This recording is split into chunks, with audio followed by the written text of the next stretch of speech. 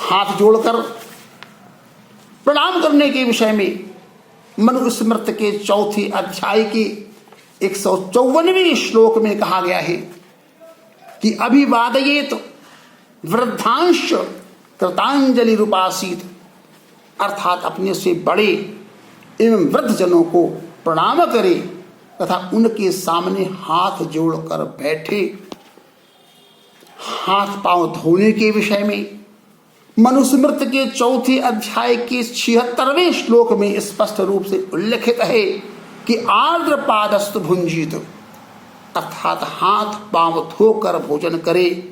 नार्द्र पादस्तु संविशेत, गीले पांव न सोवे। आर्द्र पादस्तु भुंजानो दीर्घमायुर अवाप्नुयात, जो कोई हाथ पांव धोकर भोजन करता है उसे दीर्घ आयु प्राप्त होती है। इसी प्रकार दूसरों के द्वारा धारण किए गए वस्त्रादि को धारण न करने हेतु भी निर्देशित किया गया है। उपानहौ च वासश्च धृतम अन्यैर्न धारयेत, उपवीतमलंकारम सजम करकेम एवच, अर्थात जूते, वस्त्र, जनेऊ, आभूषण, माला और कमंडल पात्र ये दूसरे के द्वारा धारण किए को धारण न करें। इसी प्रकार आरोग्य दशा में बिना प्रयोजन निष्प्रयोजन अपनी इंद्रियों को न छुए, न स्पर्श करे और सब गुप्त जगह के रोमों को भी न छुए। मनुस्मृति में स्पष्ट उल्लेख है कि अनातु रहस्वानि खानि न स्पर्शेत निमित्ततः रोमाणि च रहस्यानि सर्वाण्यो विवर्जयेत। कहने का आशय यह है कि जो मंगलदायक आचरण में रहते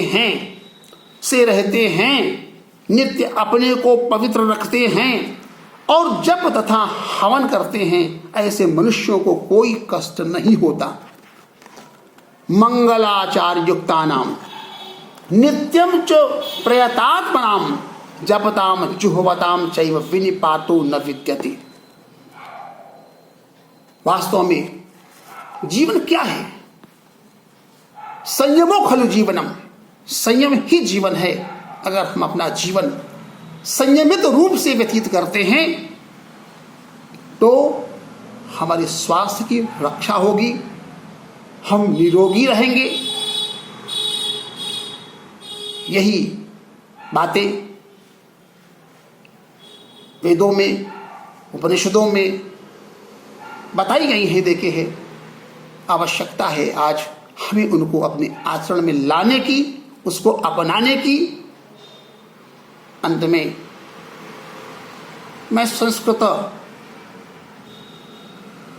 भाषा के महत्व के विषय को प्रतिपादित करते हुए अंत में यह कहना चाहता हूं कि मातुः स्तन्यं विना बालो यथा नो पुष्टिमर्हति, समाजो भारतीयोऽयं अपुष्टः संस्कृतं विना। संस्कृतं ये न जानन्ति संज्ञयापिह भारते, अश्रुत पितृ संज्ञास्तान् जार जानेव मन्महे। जयतु संस्कृतम, जयतु भारतम।